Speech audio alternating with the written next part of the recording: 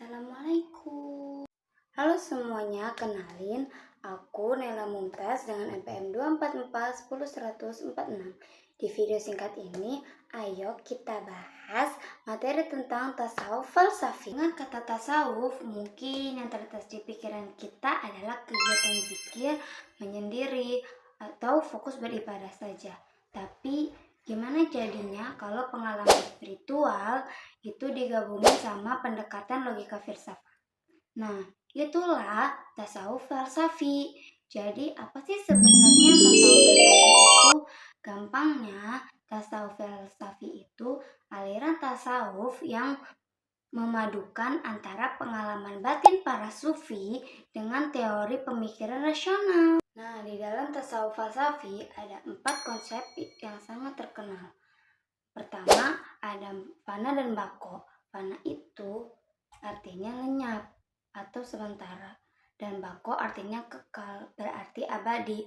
Bayangin, sebuah lilin yang menyala di siang hari yang terik, cahaya lilinnya seolah-olah hilang dan lenyap karena kalau oleh terangnya sinar matahari. Padahal lilinnya tetap masih ada di situ.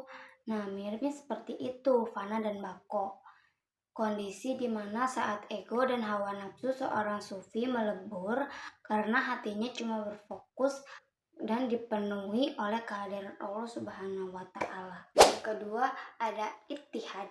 Ittihad itu momen spiritual saat seorang sufi merasa dekat banget tanpa jarak sama Tuhannya.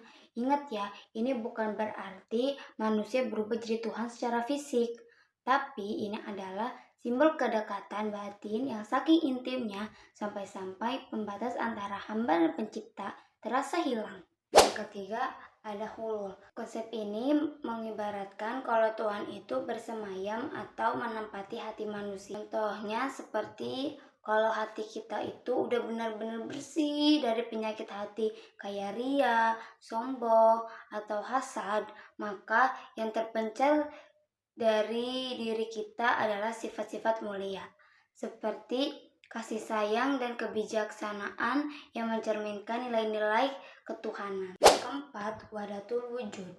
Wahdatul wujud itu artinya kesatuan wujud. Biar gampang dibayanginnya, alam semesta dan semua makhluk hidup ini ibaratnya bayangan di dalam cermin, sedangkan Allah adalah sumber realitas asli yang ada di depan cermin itu. Jadi semua makhluk itu gak bisa berdiri sendiri karena kita semua bergantung sepenuhnya kepada Allah Subhanahu wa Ta'ala. Perkembangan konsep-konsep tadi gak lepas dari pemikiran para tokoh dari tasawuf falsafi. Yang pertama ada Al-Hallaj. Al-Hallaj beliau terkenal oleh konsep hululnya dan ucapan kontroversialnya saat mengalami ekstase spiritual, yaitu ana al-haq, artinya akulah yang maha benar. Walaupun sempat bikin perdebatan di masanya, ini adalah ekspresi saking tenggelamnya beliau dalam kehadiran Tuhan. Lalu ada tokoh Ibnu Arabi. Beliau berhasil menyusun dan membukukan konsep wahdatul wujud secara mendalam lewat karya-karya hebatnya seperti Fusus al-Hikam. Nah, yang terakhir yaitu Suhrawandi.